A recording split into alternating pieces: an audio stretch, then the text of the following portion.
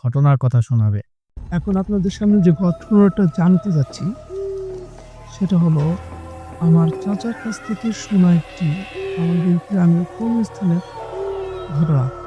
আমাদের গ্রামের পুরনো কবরস্থানের এক কোনায় এক কবর আছে। লোকজন বলে ওটা নাকি জিনের কবর।